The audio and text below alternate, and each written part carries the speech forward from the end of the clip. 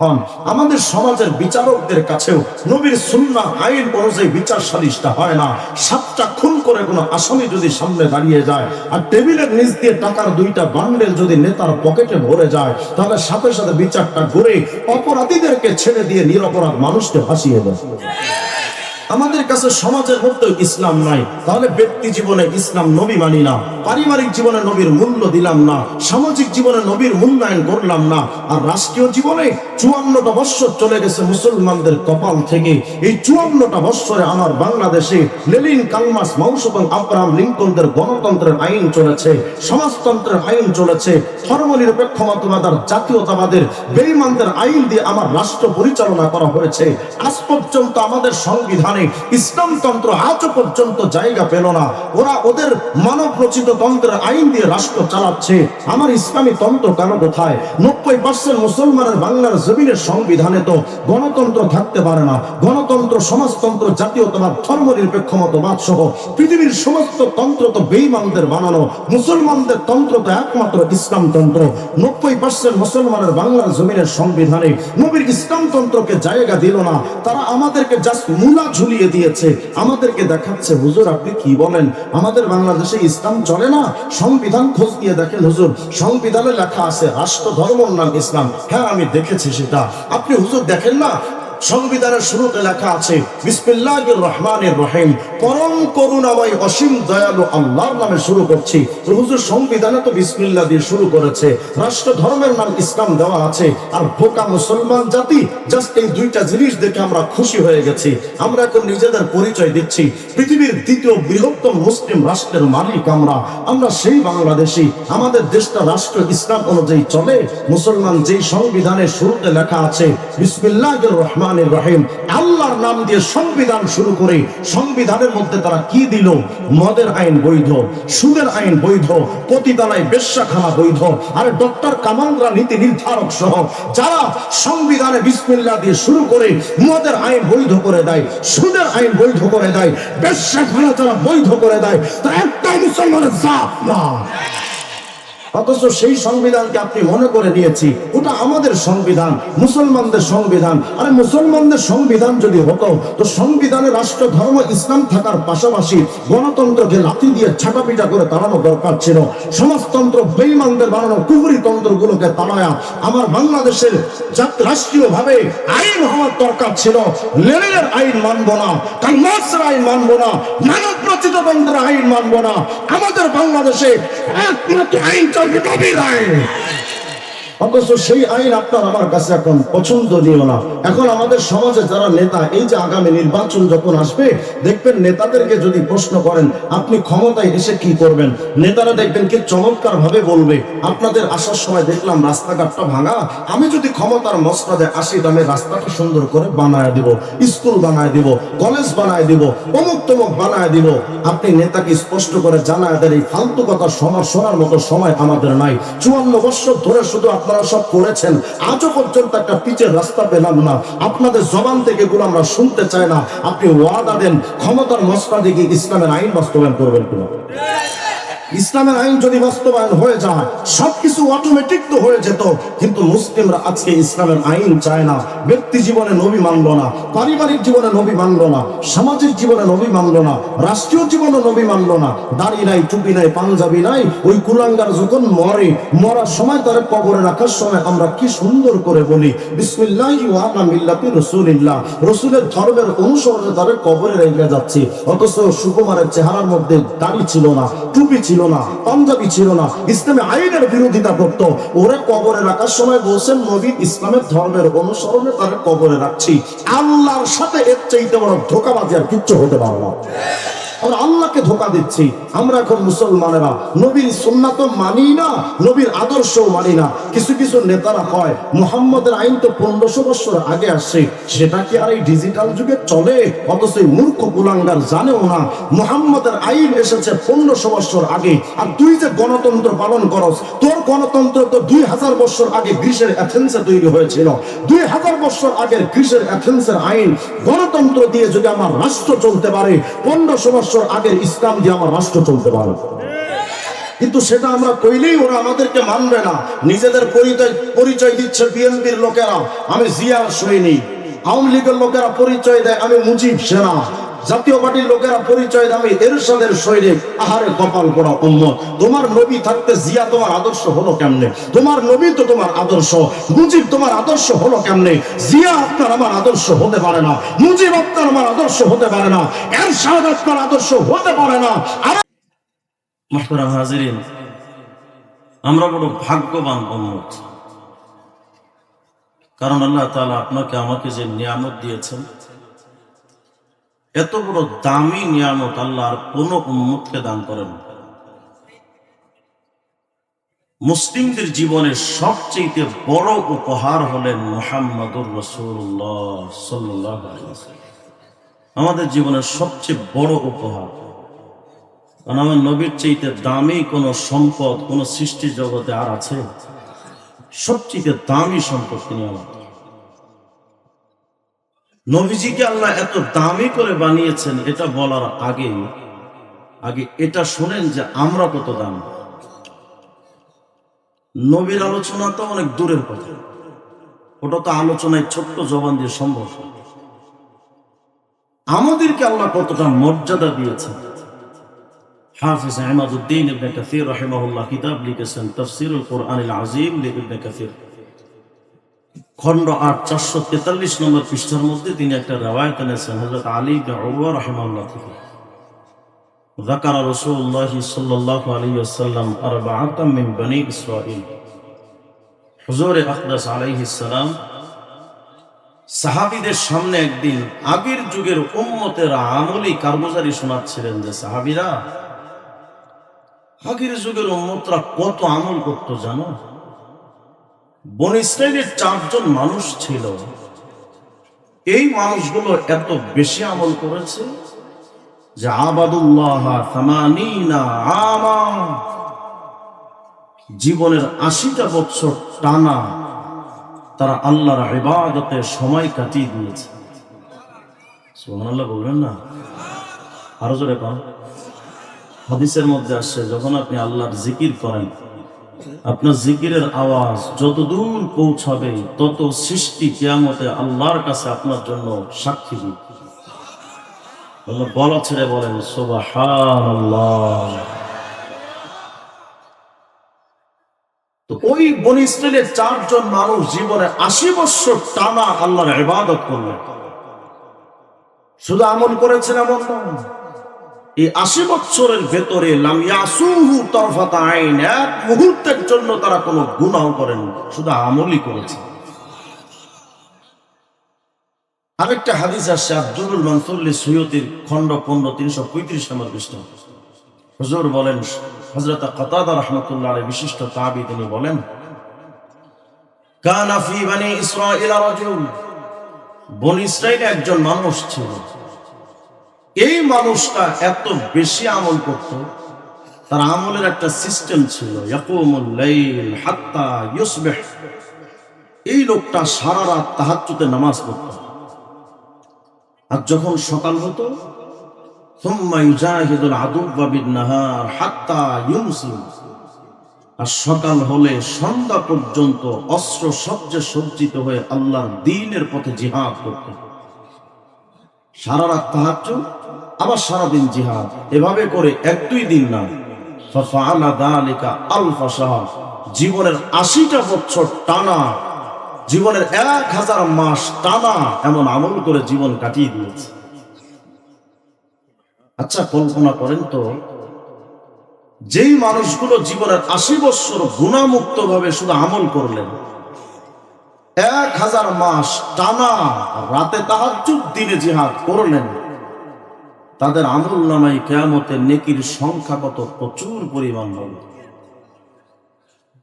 আগের উম্মতরা কিয়ামতের ময়দানে নেকি নিয়ে দাঁড়াবে শত শত বছরের নেকি, কারণ তারা হায়াত পেতেন ২০০ বছর, ৫০০, ৭০০, ৮০০, ১০০০ বছর হায়াত পেতেন।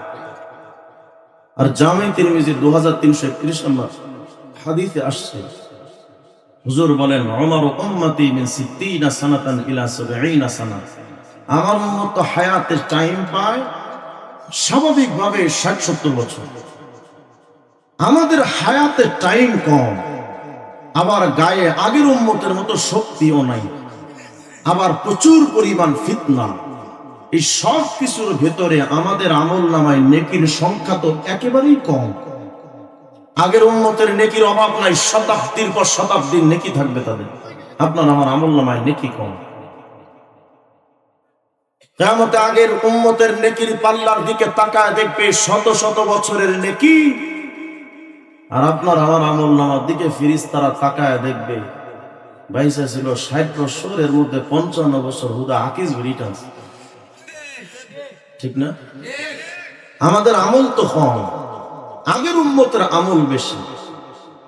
কিন্তু সূরাত আলে ইমরানের 110 নম্বর আয়াতে আল্লাহ তাআলা বলছেন, এই উম্মতে মুহাম্মাদি, তোমাদের আমল নামায় নেকি কম হবেই তো, হায়াতের টাইমও তো তোমাদের কম। তবে শোনো, তোমাদের নেকি কম হতে পারে, কিন্তু কুনতুম খায়রা উম্মাহ, তোমাদের আমল নামায় নেকি কম হতে পারে, কিন্তু আমি আল্লাহর কাছে তোমাদের মর্যাদা সকল উম্মতের চাইতে, তোমাদের মর্যাদা আমি আল্লাহর কাছে সবচেয়ে বেশি।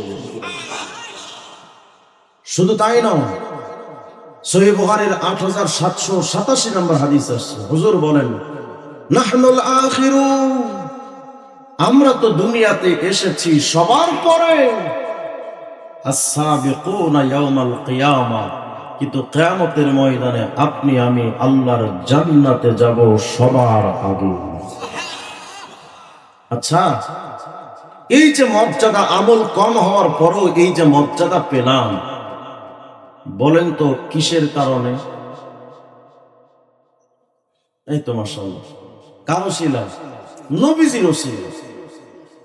এখন আমার প্রশ্ন হলো, যেই নবীর জন্য আপনার আমার এতটা দাম, এতটা মান, এতটা মূল্য, আমি যদি আপনাকে প্রশ্ন করি, মুরব্বী, যেই নবীর জন্য আপনি এত বড় মূল্যবান, আপনার কাছে সেই নবীর মূল্য কত? হিসাব কষে দেখলে দেখবো যে আমাদের কাছে নবীর কোনো মূল্যায়ন নেই। আমাদের মাথা থেকে পা পর্যন্ত নবীর কোনো সুন্নাহ নেই। চুল কাটি মেসিয়ান নেইমারের মতো, দাড়ি রাখি বিধর্মীদের কালচারে সিস্টেমে কাটিং করে, মাথায় টুপি নাই, গায়ে পাঞ্জাবি নাই, বলিউড টলিউডের নায়ক নায়িকাদের মতো পোশাক পরি, নবীজির মতো সুন্নাতি পোশাক আপনি আমি পরি না। আমাদের ব্যক্তি জীবনে নবী নাই, মুআমালায় নবী নাই, মুআশারায় নবী নাই, কোনো ক্ষেত্রেই আমরা নবীকে মানি না। আমাদের পরিবারে নবীর ইসলামী শরিয়ার আইন চলে না। আমাদের খানার স্টাইল হচ্ছে বিদেশিদের মতো, ওয়েস্টার্ন কালচার, পাশ্চাত্য সভ্যতার মতো টেবিল বিছিয়ে খানা খাওয়ার অভ্যস্ত হয়ে গেছি আমরা। কিন্তু নবীজি সুন্নাত তরিকায় নিচে দস্তরখান বিছিয়ে খানা খাওয়ার মেজাজ আজও পর্যন্ত উম্মতে মুহাম্মাদিন তৈরি হলো না। আমরা বিয়ে শাদী করি হিন্দু আনি কোথায়, নবীজি সুন্নাত তরিকায় আমাদের বিয়ে শাদী হয় না। আমাদের ব্যবসা বাণিজ্য চলে বেঈমানদের স্টাইলে, প্রতারক চক্রের মতো, অথচ নবীজির সুন্নাহ আইন ছিল আত্তাজিরু সাদুকুল আমিন মাআন নাবিয়্যিন ওয়াস সিদ্দিকিন ওয়াস শুহাদা ওয়াস সালিহিন। সততার সাথে ব্যবসা করো, আমানতদারিতার সাথে ব্যবসা করো, মানুষ ঠকায়ও না, ওজনে কম দিও না, 2 নম্বর দ্রব্যকে 1 নম্বর বলে বিক্রি করো না, ওজনে কম দিও না, মানুষের সাথে প্রতারণার আশ্রয় নিও না। দুঃখজনক হলেও সত্য, আমরা সমাজে দেখি হিন্দুরা তাদের ব্যবসা বাণিজ্যে মানুষকে ঠকায় না, ওজনে কম দেয় না, কারোর সাথে মিথ্যা কথা ব্যবসা নিয়ে তারা বলে না। অথচ এই আদর্শটা তো ছিল মুহাম্মদ রাসূলুল্লাহর আদর্শ। সেই আদর্শটা বিধর্মীরা ধারণ করতে পারলো, কিন্তু উম্মতে মুহাম্মাদি ব্যবসা বাণিজ্যে মানুষকে ঠকাচ্ছে, ওজনে কম দিচ্ছে, প্রতারণার আশ্রয় নিচ্ছে, হাজারো অপরাধ আপনি আমি করে চলেছি। শুধু তাই নয়, ব্যক্তি জীবনে নবী নাই, পারিবারিক জীবনে নবী নাই, সামাজিক জীবনে আমাদের সমাজগুলো তো নবীর ইসলামী আইন অনুযায়ী চলে না। আমাদের সমাজে যে সমস্ত নেতারা আসেন, সমাজের অধিপতি যারা সমাজের বিচারক হন, আমাদের সমাজের বিচারকদের কাছেও নবীর সুন্নাহ আইন অনুযায়ী বিচার সালিশটা হয় না। 7টা খুন করে কোনো আসামি যদি সামনে দাঁড়িয়ে যায়, আর টেবিলের নিচ দিয়ে টাকার 2টা বান্ডেল যদি নেতার পকেটে ভরে যায়, তাহলে সাথে সাথে বিচারটা করে অপরাধীদেরকে ছেড়ে দিয়ে নিরপরাধ মানুষকে ফাঁসিয়ে দেয়। আমাদের কাছে সমাজের মধ্যে ইসলাম নাই, তাহলে ব্যক্তি জীবনে ইসলাম নবী মানি না, পারিবারিক জীবনে নবীর মূল্য দিলাম না, সামাজিক জীবনে নবীর মূল্যায়ন করলাম না। আর রাষ্ট্রীয় জীবনে 54টা বৎসর চলে গেছে মুসলমানদের কপাল থেকে। এই 54টা বৎসরে আমার বাংলাদেশে লেনিন, কালমার্ক্স, মাও এবং আব্রাহাম লিঙ্কনদের গণতন্ত্রের আইন চলেছে, সমাজতন্ত্রের আইন চলেছে, ধর্মনিরপেক্ষতাবাদ আর জাতীয়তাবাদের বেঈমানদের আইন দিয়ে আমার রাষ্ট্র পরিচালনা করা হয়েছে। আজ পর্যন্ত আমাদের সংবিধানে ইসলামতন্ত্র আজও পর্যন্ত জায়গা পেল না। ওরা ওদের মানব রচিত তন্ত্রের আইন দিয়ে রাষ্ট্র চালাচ্ছে। আমার ইসলামী তন্ত্র কেন কোথায়? 90% মুসলমানের বাংলার জমিনের সংবিধানে তো গণতন্ত্র থাকতে পারে না। গণতন্ত্র, সমাজতন্ত্র, জাতীয়তাবাদ, ধর্মনিরপেক্ষতাবাদ সহ পৃথিবীর সমস্ত তন্ত্র তো বেঈমানদের বানানো। মুসলমানদের তন্ত্র তো একমাত্র ইসলামতন্ত্র। 90% মুসলমানের বাংলার জমিনের সংবিধানে নবীর ইসলামতন্ত্রকে জায়গা দিল না। তারা আমাদেরকে জাস্ট মুলা ঝুলিয়ে দিয়েছে, আমাদেরকে দেখাচ্ছে হুজুর আপনি কি বলেন, আমাদের বাংলাদেশে ইসলাম চলে না? সংবিধান খোঁজ দিয়ে দেখেন হুজুর, সংবিধানে লেখা আছে রাষ্ট্র ধর্মর নাম ইসলাম। হ্যাঁ আমি দেখেছি সেটা। আপনি হুজুর দেখেন না, সংবিধানের শুরুতে লেখা আছে বিসমিল্লাহির রহমানির রহিম, পরম করুণাময় অসীম দয়ালু আল্লাহর নামে শুরু করছি। হুজুর সংবিধানে তো বিসমিল্লাহ দিয়ে শুরু করেছে, রাষ্ট্র ধর্মের নাম ইসলাম দেওয়া আছে। আর বোকা মুসলমান জাতি জাস্ট এই দুইটা জিনিস দেখে আমরা খুশি হয়ে গেছি। আমরা এখন নিজেদের পরিচয় দিচ্ছি পৃথিবীর দ্বিতীয় বৃহত্তম মুসলিম রাষ্ট্রের মালিক আমরা সেই বাংলাদেশি। আমাদের দেশটা রাষ্ট্র ইসলাম অনুযায়ী চলে। মুসলমান যেই সংবিধানের শুরুতে লেখা আছে বিসমিল্লাহির রহমানির রহিম, আল্লাহর নাম দিয়ে সংবিধান শুরু করে সংবিধানের মধ্যে তারা কি দিল? মদের আইন বৈধ, সুদের আইন বৈধ, পতিতালয় বেশ্যাখানা বৈধ। আর ডক্টর কামালরা নীতি নির্ধারক সহ যারা সংবিধানে বিসমিল্লাহ দিয়ে শুরু করে মদের আইন বৈধ করে দেয়, সুদের আইন বৈধ করে দেয়, বেশ্যাখানা যারা বৈধ করে দেয়, তারা একটাই মুসলমানের জাত না। অথচ সেই সংবিধানকে আপনি মনে করে নিয়েছি ওটা আমাদের সংবিধান, মুসলমানদের সংবিধান। আরে মুসলমানদের সংবিধান যদি হতো তো সংবিধানে রাষ্ট্র ধর্ম ইসলাম থাকার পাশাপাশি গণতন্ত্রকে লাথি দিয়ে ছাটাপিটা করে তাড়ানো দরকার ছিল। সমাজতন্ত্র বেঈমানদের বানানো কুফরি তন্ত্রগুলোকে তাড়ায়া আমার বাংলাদেশের রাষ্ট্রীয় ভাবে আইন হওয়ার দরকার ছিল। লেনিনের আইন মানবো না, কালমার্ক্সের আইন মানবো না, মানব রচিত তন্ত্রের আইন মানবো না। আমাদের বাংলাদেশে একমাত্র আইন নবীর আইন। অথচ সেই আইন আপনার আমার কাছে এখন পছন্দনীয় না। এখন আমাদের সমাজে যারা নেতা, এই যে আগামী নির্বাচন যখন আসবে দেখবেন নেতাদেরকে যদি প্রশ্ন করেন আপনি ক্ষমতায় এসে কি করবেন, নেতারা দেখবেন কি চমৎকার ভাবে বলবে আপনাদের আসার সময় দেখলাম রাস্তাঘাটটা ভাঙা, আমি যদি ক্ষমতার মসনদে আসি তাহলে রাস্তাটা সুন্দর করে বানায় দিব, স্কুল বানায় দিব, কলেজ বানায় দিব, অমুক তমুক বানায় দিব। আপনি নেতাকে স্পষ্ট করে জানায় দেন এই ফালতু কথা শোনার মতো সময় আমাদের নাই। 54 বছর ধরে শুধু আপনারা সব করেছেন, আজও পর্যন্ত একটা পিচের রাস্তা পেলাম না। আপনাদের জবান থেকে এগুলো আমরা শুনতে চাই না। আপনি ওয়াদা দেন ক্ষমতার মসনদে গিয়ে ইসলামের আইন বাস্তবায়ন করবেন কিনা। ইসলামের আইন যদি বাস্তবায়ন হয়ে যায় সবকিছু অটোমেটিক তো হয়ে যেত, কিন্তু মুসলিমরা আজকে ইসলামের আইন চায় না। ব্যক্তি জীবনে নবী মানলো না, পারিবারিক জীবনে নবী মানলো না, সামাজিক জীবনে নবী মানলো না, রাষ্ট্রীয় জীবনে নবী মানলো না। দাড়ি নাই, টুপি নাই, পাঞ্জাবি নাই। ওই কুলাঙ্গার যখন মরার সময় তার কবরে রাখার সময় আমরা কি সুন্দর করে বলি বিসমিল্লাহি ওয়া আলা মিল্লাতি রাসূলিল্লাহ, রাসূলের ধর্মের অনুসরণে তার কবরে রেখে যাচ্ছি। অথচ সুকুমারের চেহারার মধ্যে দাড়ি ছিল না, টুপি ছিল না, পাঞ্জাবি ছিল না, ইসলামে আইনের বিরোধিতা করত। ওরে কবরে রাখার সময় বলছেন নবী ইসলামের ধর্মের অনুসরণে তার কবরে রাখছি। আল্লাহর সাথে এর চাইতে বড় ধোঁকাবাজি আর কিচ্ছু হতে পারে না। আমরা আল্লাহকে ধোঁকা দিচ্ছি। আমরা এখন মুসলমানেরা নবীর সুন্নাত মানি না, নবীর আদর্শও মানি না। কিছু কিছু নেতারা হয় মুহাম্মদের আইন তো 1500 বছর আগে আসছে, সেটা কি আর এই ডিজিটাল যুগে চলে? অথচ মূর্খ কুলাঙ্গার জানেও না মুহাম্মদের আইন এসেছে 1500 বছর আগে। আর তুই যে গণতন্ত্র পালন করস, তোর গণতন্ত্র তো 2000 বছর আগে গ্রিসের অ্যাথেন্সে তৈরি হয়েছিল। 2000 বছর আগের গ্রিসের অ্যাথেন্সের আইন গণতন্ত্র দিয়ে যদি আমার রাষ্ট্র চলতে পারে, 1500 বছর আগের ইসলাম দিয়ে আমার রাষ্ট্র চলতে পারে। কিন্তু সেটা আমরা কইলেই ওরা আমাদেরকে মানবে না।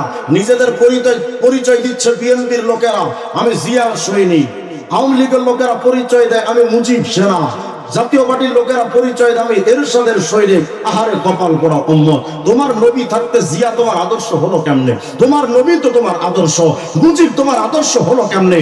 জিয়া আপনার আমার আদর্শ হতে পারে না, মুজিব আপনার আমার আদর্শ হতে পারে না, এরশাদ আপনার আদর্শ হতে পারে না।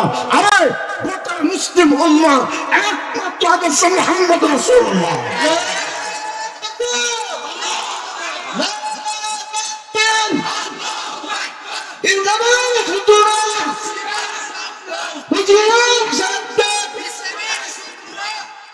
আমরা আজকে মুহাম্মদ আরবিকে মানি না, আমাদের কাছে মনে হয় লেনিন বড় দামি, কালমাস বড় দামি। আরে ছাতা মাতা লেনিনের কথা রাখ তুই বেটা। তো Lenin, Karl Marx, Mao Zedong, Abraham Lincoln, Einstein, Newton, Maxwell, Charles Darwin, Aristotle, Ibn Sina, তোর জিয়া, এরশাদ আর মুজিব আর কাউয়া কাদের আর মুমতাজ হবে আর টাকলা মুরাদ, আর তোর গরুর মুখ খাওয়া ইন্ডিয়ার মোদি, মাথা খারাপ ডোনাল্ড ট্রাম্পের আমেরিকার ডোনাল্ড ট্রাম্প, গোটা দুনিয়ার সমস্ত নেতাদেরকে যদি এক পাল্লাই রাখা হয়, আমার নবীর পায়ের পুরার সমান হবে না।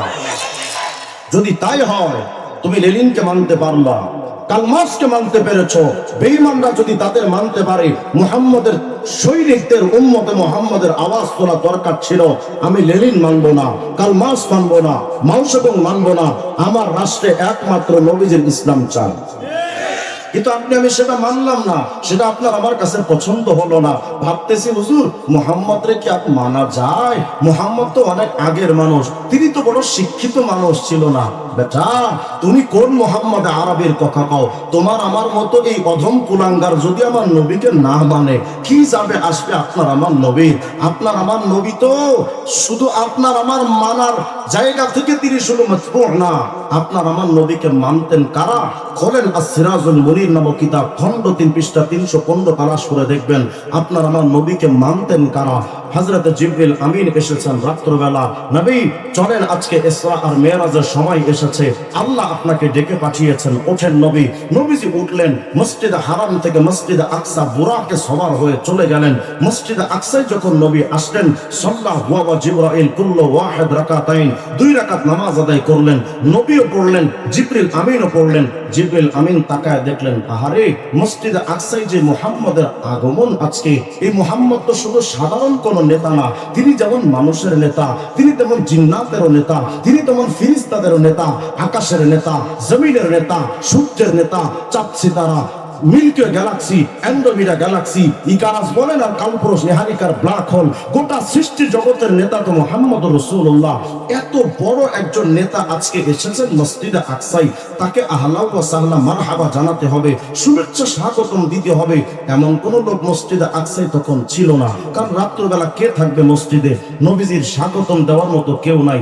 নামাজ আদায়ের পর জিবরাইল আমিন ভাবলেন, আরে মুহাম্মদকে তো স্বাগতম দেওয়া দরকার, দিবে কে? ফাআযানা জিবরাইল আল মালায়েকা, জিবরিল আমিন এবার ফেরেশতাদেরকে ডাক দিলেন, আসমানের ফেরেশতারা দ্রুত মসজিদে আকসায় হাজির হও, মুহাম্মদের আগমন হয়েছে। আল্লাহু আকবার বললেন না? ওয়া আশারাহু জামিআল মুরসালিন ওয়াল আম্বিয়া, মুহূর্তের মধ্যে সমস্ত নবীগণ হাজির, রাসূলগণ হাজির, পুরা মসজিদে আকসা লোকে লোকারণ্য হয়ে গেছে। আসছেন কারা? নবীরা, রাসূলরা, ফেরেশতারা।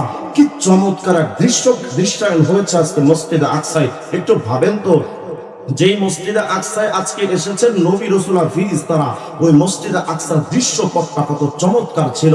আমার নবী তাকালেন, ফাআরাফান নবী আন নবিয়্যিন, আপনার আমার নবী তাকিয়ে চিনতে পারলেন। মিন বাইনে কায়েম ওয়া রাকি' ওয়া সাজিদ, হুজুর তাকিয়ে দেখলেন ওই যে আজকে বাবা আদমও চলে এসেছেন, ওই যে নূহ, ইউসুফ, ইউনুস, ইয়াকুব, রূহুল্লাহ ঈসা, কালিমুল্লাহ মুসা, জবিহুল্লাহ ইসমাঈল, খলিলুল্লাহ ইব্রাহিম, সফিউল্লাহ আদম, সমস্ত নবীরা মসজিদে আকসায় এসে হাজির হয়ে গেছে।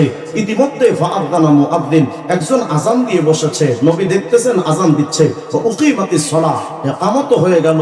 আযান ইকামতের পর ফাকামু সুফুফা, সবাই কাতারবন্দি হয়ে দাঁড়িয়ে গেলেন মসজিদে আকসায়। যেহেতু আযানও হয়ে গেছে, ইকামতও হয়ে গেছে, আযান ইকামতের পর নামাজে দাঁড়িয়ে গেছেন সমস্ত নবীরা। ইয়ানতাজিরুনা মাইয়া উম্মুহুম, আহারে কপাল পোড়া উম্মত, তুমি তোমার নবীকে চিনলা না কেন? তোমার বয়স 60, 70, 80 বছর হয়ে গেল, আজও পর্যন্ত তুমি তোমার নবীকে চিনলা না যে তোমার নবী কত দামি ছিলেন।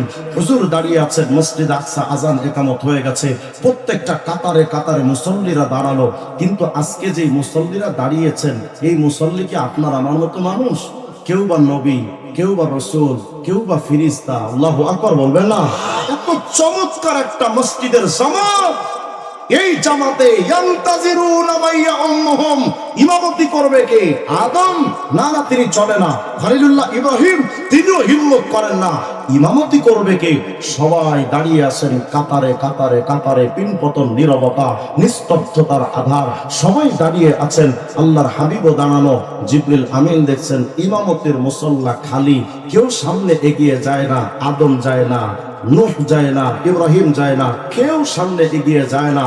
হযরত জিবরিল আমিন আসছেন। ফাআখাযা জিবরাইল বিয়াদিহি সাল্লাল্লাহু আলাইহি ওয়াসাল্লাম ফাকাদ্দামা, আপনার আমার নবীর হাতটা ধরে জিবরিল আমিন বলেছিলেন, ওগো মুহাম্মদ, আজকের এই দামি জামাতে ইমামতি করতে পারে আরে এমন যোগ্যতার কার আছে? মুহাম্মদ, তুমি সামনে এগিয়ে যাও, নবী রাসূল ফেরেশতাদের ইমাম হয়ে যাও।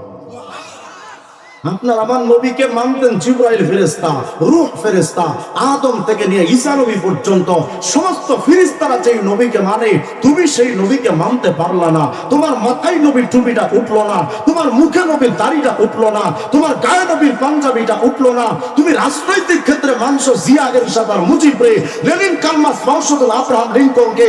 আরে তোমার আমার নবীকে যদি আপনি আমি না মানি, কিচ্ছু যাবে আসবে না। আপনার আমার নবীকে মানতে কিয়ামতের আগে ঈসা নবীর আগমন হবে। আল্লাহু আকবার বলবেন না? যেই নবীকে ঈসা নবী পর্যন্ত মানতে পারে, আপনি মানতে পারলেন না। যেই নবীকে জিবরাইল পর্যন্ত মানতে পারলেন, আপনি মানতে পারলেন না, তো কি যাবে আসবে আমাকে বলেন? অল্প একটু মহব্বত যদি নবীর অন্তরে, আপনার আমার অন্তরে নবীর মহব্বত থাকতো, কোন মুসলমান নবীকে বাদ দিয়া অন্য কোন মাখলুককে মানতে পারতাম না আমরা। কিন্তু নবীর মহব্বত আপনার আমার মধ্যে নাই, তো না থাকলে কি হবে বলেন আমাকে? পুরা সৃষ্টি জগৎ যদি নবীকে না মানে, আমার নবীর কোনো ক্ষতি হবে? বলেন বলেন, কোনো ক্ষতি হবে? আর আপনার আমার নবীকে ভালোবেসেছেন কারা? পুরা সৃষ্টি জগৎ নবীকে ভালো না বাসলে কিচ্ছু হবে না। কারণ আপনার আমার নবীকে ভালোবাসতেন সরাসরি আল্লাহ। প্রমাণ দেখতে চান? খোলেন জামে তিরমিজি 2641 নম্বর হাদিস। নবীজির আপন চাচাতো ভাই রাইসুল মুফাসসিরিন হযরত আব্দুল্লাহ ইবনে আব্বাস রাদিয়াল্লাহু আনহুমার বর্ণনা, তিনি বলেন, জালাসা নাসুম মিন আসহাবি রাসূলিল্লাহি সাল্লাল্লাহু আলাইহি ওয়াসাল্লাম, নবীজি একদিন, নবীজির অপেক্ষায় সাহাবায়ে কেরাম মসজিদে জমা হয়েছেন। নবীজি আসবেন, ইয়ান্তাজিরুনা, সাহাবীরা অপেক্ষায় ছিলেন যে কখন নবী আসবেন, নবী নসিহা করবেন, সাহাবীরা শুনবেন। কিন্তু নবীজির আসতে একটু দেরি হচ্ছিল। তো সাহাবায়ে কেরাম মনে মনে ভাবলেন, এই সময়টা তো একটু কাজে লাগানো দরকার, যেহেতু নবীজির আসতে দেরি হচ্ছে, তো আমরা কিছু দ্বীনি আলোচনা কইরা লই। সাহাবীদের একটা স্বভাব ছিল, তারা একটু সময় পেলেই দ্বীনি আলোচনা শুরু করতেন। তাবলীগ জামাতের ভাইদের মধ্যে এই কাজটা আছে আলহামদুলিল্লাহ। একটু সুযোগ পাইলে দেখবেন তারা দ্বীনি মুযাকারা করে। আর আমরা সাধারণ মানুষের অভ্যাস, সামান্য একটু সুযোগ যদি পাই, চায়ের দোকানে বসে আকিস বিড়িতে টান মারি আর বসে বসে গীবত করি। আমাদের তো কোনো কাম কাজ নাই। কিন্তু সাহাবা ওয়ালা সিফাত ছিল, একটু সুযোগ পেলেই তারা দ্বীনি আলোচনা শুরু করতেন। তো নবীজির দরবারে গিয়া যখন অপেক্ষায় আছেন নবীজি আসবেন, দেরি হচ্ছে, এক সাহাবী মনে মনে ভাবছেন দ্বীনি কথা শুরু করি। এক সাহাবী বলছে, এই সাহাবীরা শোনো, কি সমস্যা? ইন্নাল্লাহা ইত্তাখাযা মিন খালকিহি খলীলা ইত্তাখাযা ইব্রাহিমা খলীলা। জানো সাহাবীরা, সমস্ত সৃষ্টি জগতের ভেতরে আল্লাহ তাআলা একজনকে বাছাই করে তাকে বানিয়েছেন খলিলুল্লাহ, তিনি হযরত ইব্রাহিম নবী। তো কল্পনা করো তো ইব্রাহিম কত দামি। আর একজন কহা, তা তো ঠিক, পুরা সৃষ্টি জগতে ওয়ান পিস খলিলুল্লাহ, নিঃসন্দেহে তিনি দামি। আর একজন কহা, এটা তো ঠিক, কিন্তু ভেবে দেখলাম আদম নবীও কিন্তু কম না। কেন? আদম ইস্তাফাহুল্লাহ, আদমকে তো আল্লাহ নিজে নির্বাচিত করেছেন, আদম তো সফিউল্লাহ। আর একজন বলে, হ্যাঁ সেটাও ঠিক, কিন্তু ভেবে দেখলাম মুসা নবীও কিন্তু কম না। কেন? মুসা কাল্লামাহু তাকলিমা, মুসাকে তো আল্লাহ কালিমুল্লাহ বানিয়েছেন, সরাসরি যার সাথে আল্লাহ কথা বলতেন। তো যদি ইব্রাহিম খলিলুল্লাহ হলে দামি হন, আদম সফিউল্লাহ হলে যদি দামি হন, তো কালিমুল্লাহ মুসাও তো দামি। আর একজন কহা, তাও ঠিক, কিন্তু ভেবে দেখলাম ঈসা নবীও কিন্তু কম না। কেন? ফাঈসা কালিমাতুল্লাহ রূহ, ঈসা তো রূহুল্লাহ, আল্লাহর আত্মা উপাধি পেয়েছেন। তো ঈসা নবী তো নিঃসন্দেহে দামি। একজন বলে আদম সফিউল্লাহ, আরেকজন বলে ইব্রাহিম খলিলুল্লাহ, আরেকজন বলে মুসা কালিমুল্লাহ, আরেকজন বলে ঈসা রূহুল্লাহ। فأقبل النبي وسلم عليهم وسمع ما يتذاكرون নবীজি আয়েশা সাহাবীদের আলোচনা শুইনা নবীজি বলছেন, এই সাহাবীরা, শুনলাম তোমরা নবীদের প্রশংসা করছো। কেউ বলো আদম সফিউল্লাহ, কেউ বলো ইব্রাহিম খলিলুল্লাহ, কেউ বলো মুসা কালিমুল্লাহ, ঈসা রূহুল্লাহ, কিন্তু সাহাবীরা জানো আমি মুহাম্মদ তো হাবিবুল্লাহ। মামানুল হাবিব, হাবিবুল্লাহ কাকে বলে? আরবি লুগাত অভিধান যদি খোলেন তো দেখবেন আল হাবিব বামানাল মাহবুব। আল্লাহ বোঝাতে চান নবী গো, সফিউল্লাহ আদম, খলিলুল্লাহ ইব্রাহিম, কালিমুল্লাহ মুসা আর রূহুল্লাহ ঈসা। ও নবী, সবাই তো আমি আল্লাহকে খুশি করার জন্য পাগল পাড়া। যেন আল্লাহ বোঝাতে চাচ্ছেন নবী গো, সফিউল্লাহ আদম, ইন্না আদম ওয়া হাওয়া বাকায়া মিআতাই সানা, টানা 200 বছর আদম কেঁদেছিলেন, টার্গেট একটা, আল্লাহকে খুশি করা। রূহুল্লাহ ঈসা নিজের জীবনকে উৎসর্গ করতে প্রস্তুত ছিলেন, টার্গেট ছিল একটা, আল্লাহকে খুশি করা। নীল দরিয়ায় ঝাঁপ দিয়েছিলেন কালিমুল্লাহ মুসা, জীবনের পরোয়া করেন নাই, টার্গেট ছিল একটা, আল্লাহকে খুশি করা। নমরুদের আগুনে ঝাঁপ দিয়েছিলেন ইব্রাহিম খলিলুল্লাহ, টার্গেট একটা, আল্লাহকে খুশি করা। নিজের সন্তানকে জবাই করতে উদ্যত হয়েছিলেন ইব্রাহিম খলিলুল্লাহ, টার্গেট ছিল একটা, আল্লাহকে খুশি করা। আল্লাহ বোঝাতে চান, ও নবী, সফিউল্লাহ আদম, খলিলুল্লাহ ইব্রাহিম, কালিমুল্লাহ মুসা, রূহুল্লাহ ঈসা, নবী গো, সবাই তো আমি আল্লাহকে খুশি করতে চাই। আর আমি আল্লাহ ঘোষণা দিচ্ছি, ওয়ালা সাউফা ইউতিকা রাব্বুকা ফাতারদা, নবী আমি আল্লাহ নিজে তোমাকে খুশি করতে চাই। যেই নবীকে আল্লাহ নিজে খুশি করতে চান, ওই নবীর প্রতি আপনার আমার দরদ নাই। নিজের নেতার বিরুদ্ধে কথা কইলে শরীর রক্ত টকবক করে ফোটে। কথা বলেন, জিয়ার অপমান বিএনপির লোকেরা সহ্য করতে পারেন না। আওয়ামী লীগের বঙ্গবন্ধুর অপমান আওয়ামী লীগের লোকেরা সহ্য করতে পারেন না। কিন্তু নবীর বিরুদ্ধে কথা কইলে আপনাদের শরীরে আগুন জ্বলে না। আজকে থেকে সিদ্ধান্ত নিতে হবে, আমার বাংলাদেশে যদি জিয়ার সৈনিক যেমন আছে, মুজিবের সৈনিক যেমন আছে, যদি জিয়া এরশাদের বিরুদ্ধে কথা বললে তার দলের লোকেরা যেমন তার জবাব দিয়া দেয়, নবীর উম্মতে মুহাম্মাদি আশিকরা নবীর বিরুদ্ধে যদি কোনো কুলাঙ্গার কথা বলে, ওরা যেখান পাওয়া যাবে জীবনকে বুঝে ফেলে দাও।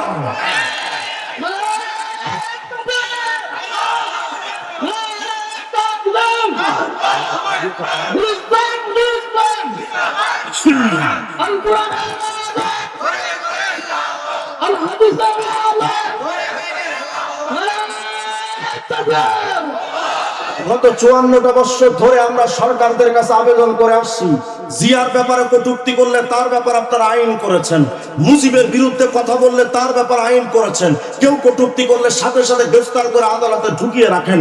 কিন্তু আজ পর্যন্ত 54 বছর চলে গেল, কোন সরকার নামক ডাক পারে না নবীর ইসলাম ইজ্জতের হেফাজতের ব্যাপারে আজ পর্যন্ত একটা আইন ওরা পাশ করতে পারলো না। অথচ আমরা দফায় দফায় হাফিজ হুজুর থেকে শুরু করে কায়েদে মিল্লাত আল্লামা জুনায়েদ বাবুনগরী রাহিমাহুল্লাহ পর্যন্ত এমন কোন মুরব্বি নাই যে এই দাবিটা করেন নাই যে আমার নবীর ইজ্জতের ব্যাপারে একটা আইন করেন। মান সাব্বা নাবিয়ান ফাকতুলু, যে আমার নবীরে কটূক্তি করবে তার একমাত্র শাস্তি মৃত্যুদণ্ড। আজ পর্যন্ত কোন সরকার আইন করলো না।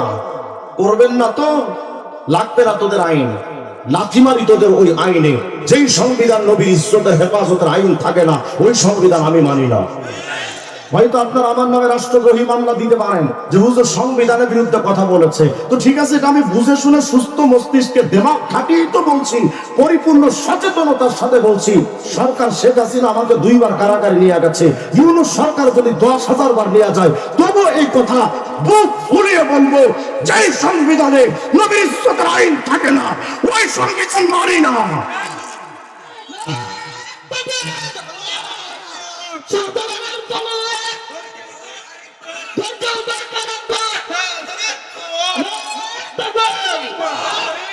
আমাদের হৃদয়ে নবীর ভালোবাসার নমুনা দেখতে চাও? 2 জন সাহাবীর ইতিহাস ছোট্ট করে আপনাদেরকে শোনাই, সিদ্দিক আকবর আর হযরত তালহা ইবনে বারা রাদিয়াল্লাহু আনহু। ছোট্ট সাহাবী তালহা মক্কা থেকে হুজুর যখন মদিনাতে হিজরত করলেন, আল ইসাবা ফি মারিফাতি সাহাবার মধ্যে ইবনুল আফির রাহিমাহুল্লাহ নিয়ে এসেছেন এই ঘটনাটা। ছোট্ট বাচ্চা সাহাবী, মক্কার বুড়ো খাটাসরা তো নবীরে চিনল না। কিন্তু নবীজি যখন মদিনাতে গেছেন, এই ছোট ছোট বাচ্চারা মদিনার রাস্তার দুই পাশে দাঁড়ায়া কবিতা আবৃত্তি করতেছিল। নবী যখন আসতেছিলেন, বাচ্চারা কবিতা আবৃত্তি করতেছিল, তালাহাল বাদরু আলাইনা, বিশ্ববাসী তাকায় দেখো, আজ আমাদের মদিনাতে আকাশের পূর্ণিমার চাঁদ আসতেছে। আল্লাহর হাবিব যখন মদিনাতে আসলেন, ছোট্ট একজন বাচ্চা সাহাবী নাম তালহা ইবনে বারা রাদিয়াল্লাহু আনহু, একেবারে শিশু বাচ্চা, লাকিয়াহু তালহা, নবীজি তালহার সাথে এসে মুলাকাত করলেন। নবীর প্রতি আশিক হয়ে গেছে তালহা। ছোট্ট মানুষ, একেবারে বাচ্চা সাহাবী, তেমন কিছু বুঝেও না। বাপের হাত ধরে ধরে নবীজির কাছে আসতেন। এই তালহার অন্তরাত্মার মধ্যে নবীর প্রেম এতটা ছিল, ফাজাআলা ইয়ালসাকু বিরাসূলিল্লাহি সাল্লাল্লাহু আলাইহি ওয়াসাল্লাম, এই বাচ্চা সাহাবী নিজের শরীরটাকে নবীজির শরীরের সাথে মজলিসে এসে নবীজির গায়ের সাথে গা মিলায় দিত। মানে নবীজির গায়ের সাথে তার গা লাগলে তার নাকি ভাল লাগতো। সুবহানাল্লাহ বলবেন না? এই বাচ্চা সাহাবী একদিন নবীজিকে বলতেছেন, নবী আমি কিন্তু আপনাকে ভালোবাসি। ছোট বাচ্চাদের মুখে যদি ভালোবাসার কথা শোনা যায়, এটা কতই না আনন্দময়। আল্লাহর হাবিব হয়তো বুঝতে পারলেন যে বাচ্চা তো হয়তো আবেগে তাড়নায় বলছে। হযরতে তালহা বলেন, ইয়া রাসূলুল্লাহ, আমি যে আপনাকে ভালোবাসি, নবী যদি আপনার বিশ্বাস না হয়, মুরনি ইয়া রাসূলুল্লাহ, ও নবী আপনি আমাকে আজকে একটা হুকুম করেন, লা আসিলাকা, আমরা আপনার কথার অবাধ্য হব না। নবী গো, আপনি আমার হুকুম করেন আমার উপরে, আপনি আজকে আমার যা বলবেন আমি তা মানব। মায়ার নবী মনে মনে ভাবলেন, বাচ্চা মানুষ তো হয়তো আবেগের ঠেলায় এমন বলতে পারে। মায়ার নবী এবার তালহারে বললেন, এই তালহা, সত্যি আমারে ভালোবাসো? জি নবী, আপনি বলেন কি বলতে চান, হুকুম মানার জন্য তৈয়ার। নবী বলেন, তালহারে ইদহাব ফাকতুল আবা, যাও ওঠো, বাড়িতে গিয়া তোমার বাপেরে হত্যা করো তো দেখি কেমন পারো। আল্লাহর নবী ওমর ফারুককে বলছিলেন, ওমর, লা ইউমিনু আহাদুকুম হাত্তা আকুনা আহাব্বা ইলাইহি মিন ওয়ালিদিহি ওয়া ওয়ালাদিহি ওয়ান নাসি আজমাইন। ওমর, যদি নিজের সন্তান, বাপ মা, নিজের আত্মার চাইতে আমি মুহাম্মদ রে বেশি ভালোবাসতে না পারো, তুমি ঈমানদার হতে পারবা না।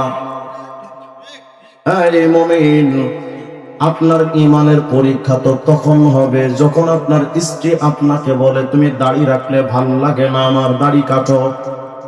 ওই সময়ে তোমার ঈমানের পরীক্ষা, তুমি তোমার স্ত্রীর চাইতে তোমার নবীকে তুমি বেশি ভালোবাসো কিনা।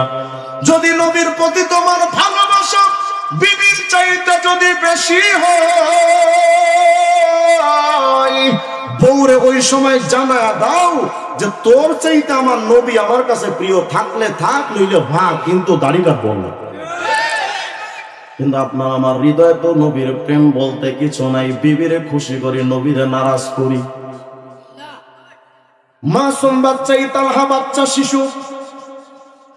এই কথা বলে না, এই বাবা কথা বলে না।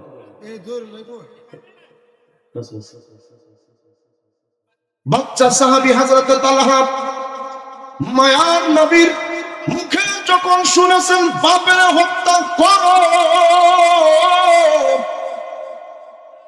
ফাআতবারা মুওয়াল্লিয়ান রিফাল, এই বাচ্চা সাহাবী বসেছিলেন তো, নবী যখন বলেছেন বাপের হত্যা করো, মুহূর্তের মধ্যে দাঁড়ায় নিজের বাড়ির দিকে একটা তরবারি নিয়ে দৌড় দিয়েছে। বাপের হত্যা করার জন্য দৌড় দিয়েছে। মায়ার নবী বলেন, তালহা দাঁড়াও, কই যাচ্ছ? নবী, আপনি না বলেছেন আমার বাপেকে হত্যা করার জন্য, আমি আমার বাপের কল্যাণ আনতেছি, আপনি দাঁড়ান। যেন তালহাই মেসেজটা দিলেন, নবী গো, আমার হৃদয়টা ছোট, কিন্তু আমার বাপের চাইতে আপনার হুকুম আমার কাছে অনেক দামি। নবী আপনি একটু দাঁড়ান, আমি আসতেছি। নবীজি বলেন, তালহা রে, লাইসা ফি দীনিনা কাতিয়াতুর রাহিম, আমাদের এই ধর্মটা তো এমন ধর্ম যে ধর্মে আত্মীয়তার রক্তের সম্পর্ক নষ্ট করার কোনো আইন নাই। হত্যা করা তো দূরের কথা, সম্পর্ক বিনষ্ট করার কোনো আইন নাই। ওয়ালাকিন আহবাবতু আল্লা ইয়াকুনা ফি দীনিকা রিবা, আমি মুহাম্মদের একটা স্বপ্ন ছিল, তোমার অন্তরে যেই দ্বীনের প্রতি ভালোবাসা, নবীর প্রতি যেই ভালোবাসা, ওটা একটু পরীক্ষা করে দেখার যে তুমি আসলে আবেগের তাড়নায় বলছো না বিবেক খাটায় বলো। তালহারে আমার বোঝা হয়ে গেছে তুমি সাধারণ কোনো আশিক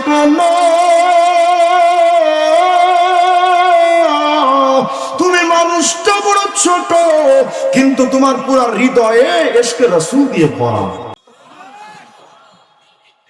এই বাচ্চা সাহাবী হঠাৎ করে অসুস্থ হয়ে গেলেন।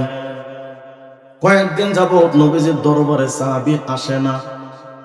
নবীজি জিজ্ঞেস করেন তার বাপ মারে, আমার ছোট্ট আশেক তালহা কই? ও নবী, তালহা তো অসুস্থ, যে কারণে আজকে আসতে পারেন নাই। আল্লাহর নবীর বাচ্চা সাহাবীটারে এত ভালোবাসতেন। সাহাবীদেরকে বললেন, সাহাবীরা ওঠো সবাই, কই যাব? সাহাবী, আমার বাচ্চা আসে, তালহাটা অসুস্থ, আমি আমার তালহারে দেখতে যাব। সাহাবায়ে কেরামকে নিয়ে নবী তালহারে দেখতে আসলেন। এসে দেখলেন তালহা বেহুশ হয়ে আছে, জ্ঞান নাই। হযরতে তালহা বেহুশ হালতে নবী তারা দেখে মায়ার নবী তালহার বাবা মারে বলেন, এই তালহার বাবা মা, কেন জানি রে আমার মনে হচ্ছে আমার বাচ্চা আশিকে রাসূল এই তালহা হয়তো আজকে রাত্রে তার দুনিয়াটা থেকে বিদায় নেওয়ার রাত, হয়তো আমার তালহার দুনিয়াতে বেঁচে থাকবে না। কেন জানি আমার এটাই মনে হচ্ছে, আজকে মনে হয় তালহার শেষ রাত।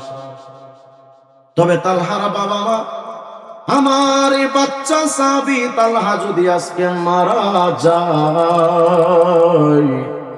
ফাআদিনুনি হাত্তা উসাল্লি আলাইহি, আমার একটু খবর দিও, আমি নিজে আমার তালহার জানাজাটা আমি নবী নিজে পড়াবো,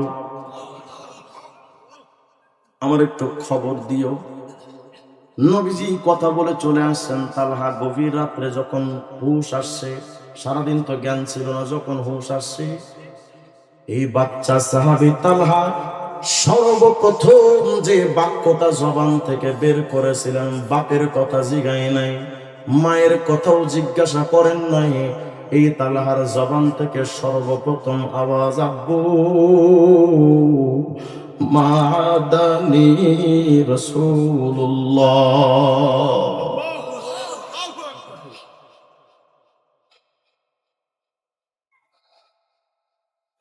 আব্বু, আমার নবীকে আমাকে একটু দেখতেও আসেন নাই। বাবা মা বললেন, হ্যাঁ নবীজি তো আসছিলেন, তো কি বলে গেছেন একটু বলো না। নবীজি একটা দুঃখের সংবাদ দিয়া গেছেন, তুমি হয়তো আজকে রাত্রে বিদায় হয়ে যাবা, তুমি হয়তো বাঁচবা না। তবে নবী বলে গেছেন, তুমি যদি এই রাত্রে মারা যাও, যেন আমরা সবাই মিলে নবীরে খবর দেই, নবী এসে তোমার জানাজা নিজে পড়বেন। আমাকে বলে গেছেন তাকে খবর দিতে। এই সময় তালহা আর একটা ইশক দেখিয়েছিলেন, আব্বু আমি যদি এই রাত্রবেলা মারা যাই, লা তুরসিলু রাসূলুল্লাহি সাল্লাল্লাহু আলাইহি ওয়াসাল্লাম, খবরদার আমার মৃত্যুর খবর যেন এই রাত্রে মায়ার নবীর কাছে কেউ না পৌঁছায়। আমার মরার পরে তোমরা আমারে মিলে দাফন করে দিও, আর আমার তরফ থেকে সকালবেলা নবীর সালাম দিও। ফাকরিউ মিন্নি আসসালাম কুলু লাহু ফালইস্তাগফিরলি, নবীর একটু বলে দিও যেন নবী আমার জন্য একটু দোয়া করেন, তার সালামটা পৌঁছায় দিও। কিন্তু রাত্রবেলা নবীরে ডাইকো না। গভীর রাত্রে তালহা ইন্তেকাল করলেন। ছোট্ট বাচ্চার সাহাবীর ভালোবাসার নমুনাটা মুরব্বী বাজান একটু দেখেন তো, কত ভালোবাসে বাচ্চা মানুষ। রাত্রেবেলা তালহা ইন্তেকাল করলেন, দাফন কাফন হয়ে গেল। সকালবেলা নবীজি ফজরের নামাজের পর সাহাবীদেরকে জিজ্ঞেস করেন, ও সাহাবা, আমার তালহা কেমন আছে রে? আমার তালহার খবরটা কেউ কি আমারে দিতে পারবা? বলেন নবী, তালহা তো নাই, মারা গেছে, রাত্রবেলা তার দাফন হয়ে গেছে। এই সাহাবা, আমি নবীর একটু খবর দিলাম না কেন? আমি তো তার জানাজা পড়াইতাম। নবী নিজে এসে তালহা বাচ্চার কাফনটা পরাতেন, একটু গোসলটা দিতেন, নিজে কবরের নামাতেন। কেন আমারে তোমরা জানাইলা না? সাহাবীরা বলেন, পরিবারের লোকজন বলেন, নবী আপনার বংশের তালহা আমাদেরকে ওসিয়ত করে গিয়েছিল যেন তার মৃত্যুর খবরটা আপনার কাছে পৌঁছানো না হয়। এটা কেমন কথা? ও আমার আশেক। নবী ওই আশেক হওয়ার কারণেই নিষেধ করেছিল, দুশ্মনী বা রাগের কারণে নয়। কি বলেছিলেন বলো তো তালহা? পরিবারের লোকজন বলেন, নবী তালহা আমাদেরকে বলে গিয়েছিলেন, আমি এই রাত্রবেলা যদি মারা যাই আর আমার মৃত্যুর খবর যদি তোমরা নবীকে জানাও, আপু ওই যে নবীর ঘর থেকে আমাদের ঘরে আসার জন্য মাঝখানে যে রাস্তা, ফাইন্নী আখাফু আলাইহিল ইয়াহুদ, এই রাস্তার মাঝখানে কিছু ইহুদিদের ঘর আছে। আব্বুরে, আমি যদি মারা যাই আর আমার দাফন কাফনের নবী যদি শরীক হয় তো কার না ভালো লাগবে কম? কিন্তু রাত্রেবেলা আমার জানাজা পড়াইতে মায়ার নবী যদি এই রাস্তা দিয়ে আসে, তাহলে হতে তো পারে ইহুদিরা নবীজির হাঁটার রাস্তার মধ্যে কাটা পুঁতে রাখবে, আমার নবী তার পায়ের মধ্যে কষ্ট। যদি ইহুদিরা মায়ার নবীর গায়ে পাথর মারে অথবা পাহাড়ি সাপ যদি নবীকে দংশন করে, আমি চাই না ওয়ালা ইউসাবু ফি সাবাবি, আমি এটা চাই না যে আমার কারণে আমার নবী কোন রকম কষ্ট পাক, এটা আমি চাই না। আপনারাই আমারে দাফন করে দিয়ে না, নবীকে আমার সালাম দিয়ে বইলেন আমার জন্য যেন একটু দোয়া করে।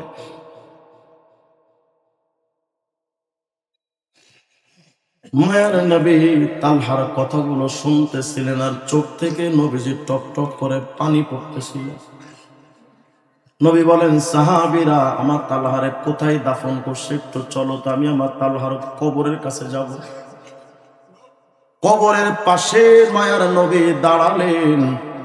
ও সফান নাসু মাহু, সাহাবীরাও নবীজির সাথে কাতার বন্দী হয়ে দাঁড়ালেন। মায়ার নবী এবার আল্লাহর কাছে দরখাস্ত করেন, ও রব, আমার এই বাচ্চা আশেক ছিল, আল্লাহ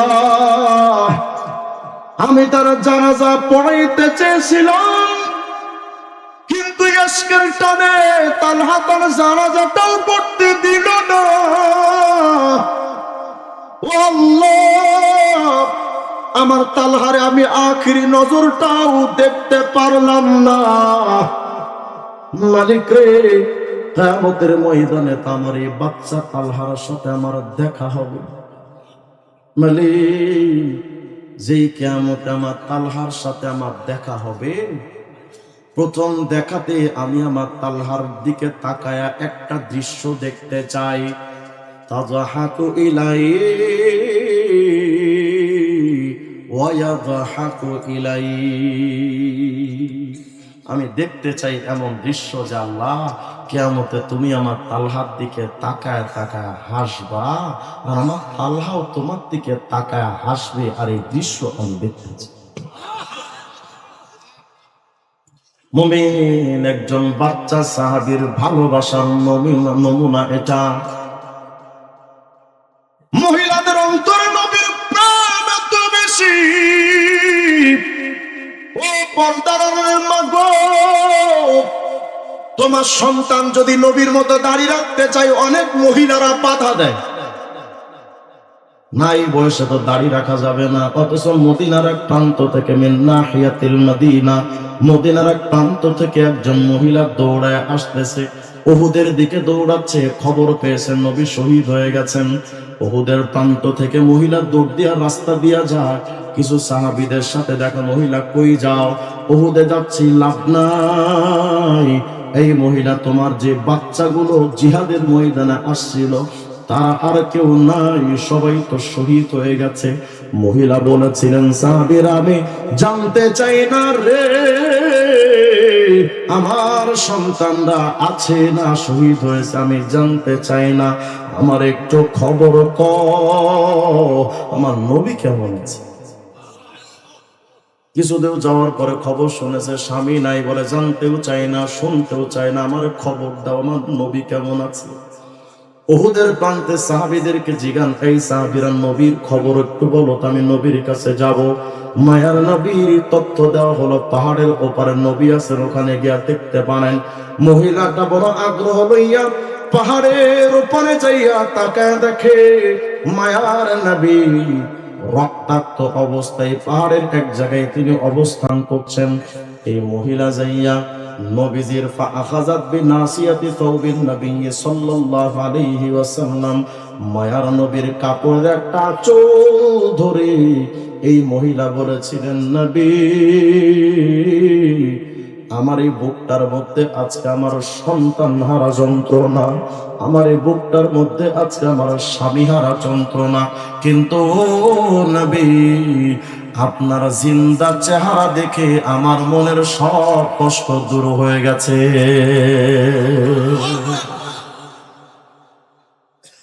आदम के लिए फखरे आली नसबी है, मक्की मदनी हाशिमियों मुक्तनबी है, पाकीज़ा तरज़ अर्श समा जन्नत फिरदौस आरामगाहे पाक रसूले अरबी है, आहिस्ता कदम नीचे लगा पस्त सदा हो, खाबीदा यहा रूह रसूले अरबी है, ऐसा एरे भाई ते नबवी याद रहे, बेकायदा आजम बश लब्बे अदबी है, क्या शान है अल्लाह रे महबूब नबी की, महबूब खुदा है वो जो महबूब नबी है।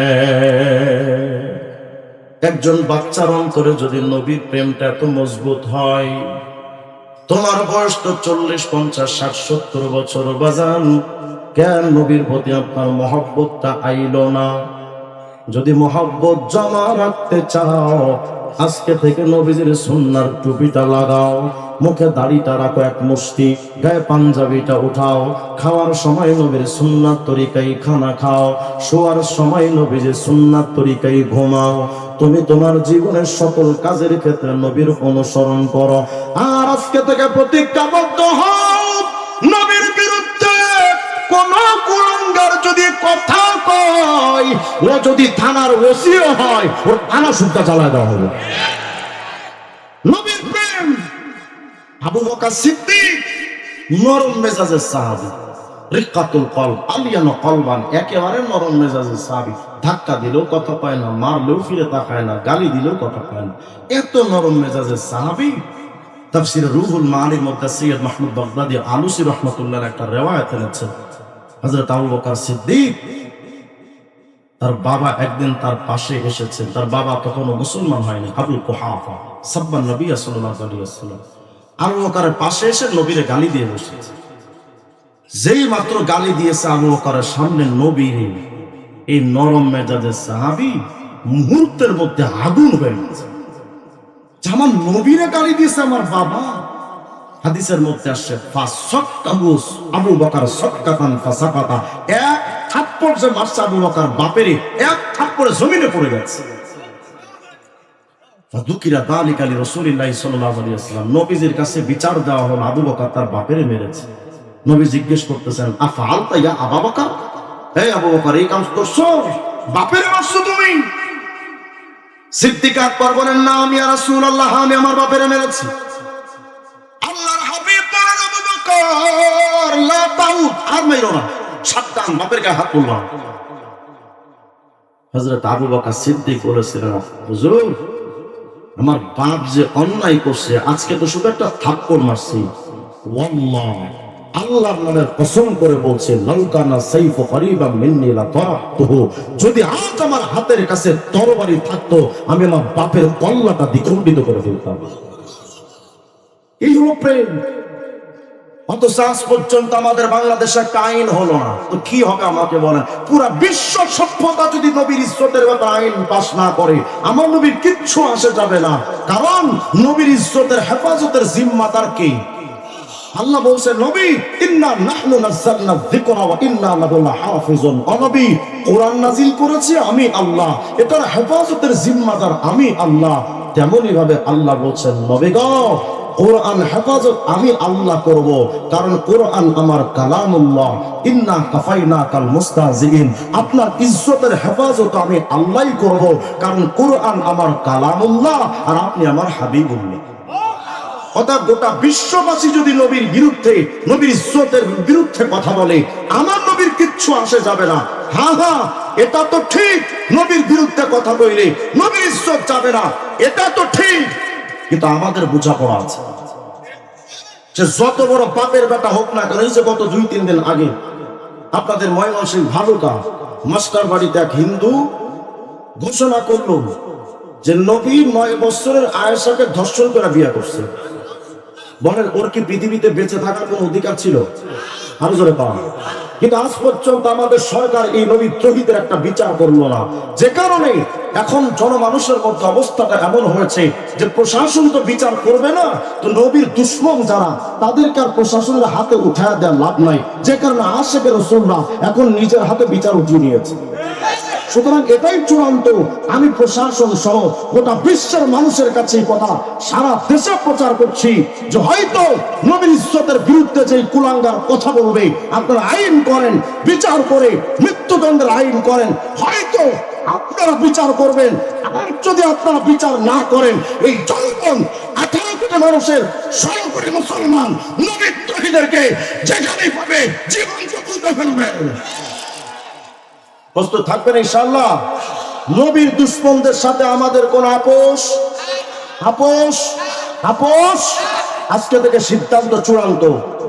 নবীর বিরুদ্ধে যে কথা বলবো বাপ বলে বাপকে পুঁতে ফেলবো। নবীর বিরুদ্ধে আমার সন্তান কথা বললে জীবন্ত জবাই করে ফেলবো। নবীর বিরুদ্ধে যেই কথা বলবে, হ্যাঁ আপনারা বলবেন যে হুজুর সংবিধানের আইন তো আইন হাতে তুলে নেওয়ার আইন নাই, তো আপনারা এভাবে হুমকি দেন যে, আরে এটা তো আমরা হুমকি দিচ্ছি না, জনগণের 16 কোটি মুসলমানের নবীর প্রতি তাদের সিম্প্যাথি, তাদের যে ভালোবাসার বহিঃপ্রকাশ আপনাদের সামনে করছি, এটা মাথায় রাখেন। আপনারা তো এদের বিচার করবেন না, তো না করেন, থাকেন আপনারা আপনাদের বিচার নিয়ে আর আদালত নিয়ে সবকিছু নিয়ে আপনারা করে থাকেন। আমাদের মুসলমানদের সিদ্ধান্ত চূড়ান্ত, যদি আপনারা বিচার না করেন আর আইন না করেন, এই মুসলমান এখানে হাজার লক্ষ হাজার হাজার যুবকরা এমনও আছে হয়তো মাথায় টুপি নাই, মুখে দাড়ি নাই, গায়ে পাঞ্জাবি নাই, কিন্তু তাদের অন্তরাত্মার মধ্যে এক নবী প্রেম আছে, এমন একটা ভালোবাসার আগুন তাদের অন্তরে আছে। এই যুবকদের সামনে কোরআন যদি নবীর ইজ্জতের উপর আঘাত করে, এই যুবকরা যদি তাদের ভেতরের আগুনটা একবার বিস্ফোরিত হয়, ওই আগুন ঠান্ডা করার ক্ষমতা কোরআনের কেউ সম্মান হবে না। কথায় প্রস্তুত থাকবেন তো ইনশাআল্লাহ? নবীর বিরুদ্ধে কোন অপমান বরদাস্ত করব, কিন্তু সরকারের কাছে আমরা একটা আবেদন করে যাচ্ছি, নবীর বিরুদ্ধে গালি দিলে আপনাদের মাথা ঘামানি আসে না, কিন্তু নবীর দুশমনরা যখন তাদেরকে যখন নবী প্রেমিকরা হত্যা করে, তখন আপনারা এদেরকে জঙ্গি কইয়া আদালতে ঠোকান। আমাদের আচ্ছা হ্যাঁ জঙ্গি বলে তো, আমাদের ফারাবির দীর্ঘদিন ফারাবি কারাগারে থাকলো শুধু একটাই অপরাধের কারণে, যে এক নবী দ্রোহীকে হত্যা করার ব্যাপারে সন্দেহজনক ভাবে তাকে গ্রেফতার করে রাখা হয়েছিল। সুস্পষ্ট বক্তব্য হলো, যদি নবীর প্রেম দেখাতে গিয়ে আমাদের জঙ্গি হতে হয়, আমি 1 নম্বর জঙ্গি হতে তৈরি। কিন্তু সুস্পষ্ট বক্তব্য এটাই, নবীর দুশ্মনদের ব্যাপারে আমাদের কোনো ছাড় হবে না। হয়তো আপনারা বিচার করেন, নইলে 16 কোটি মুসলমানের কাছে বিচার ছেড়ে দেন। আর যদি আপনারা বিচার করতে না পারেন, তাহলে নবী প্রেমিকরা যদি তাদেরকে বিচার করে, ওই নবী প্রেমিকদের গ্রেফতার করার কোনো অধিকার আপনাদের থাকতে পারে না। আল্লাহ তাআলা যেন আমাদের সবাইকে নবীর আশেক, সচ্চা আশেক হয়ে ব্যক্তিগত জীবন থেকে পারিবারিক জীবন, সম্পূর্ণ জীবনে নবীর প্রেম আমাদের দেখানোর তৌফিক আল্লাহ রাব্বুল আলামিন যেন দান করেন।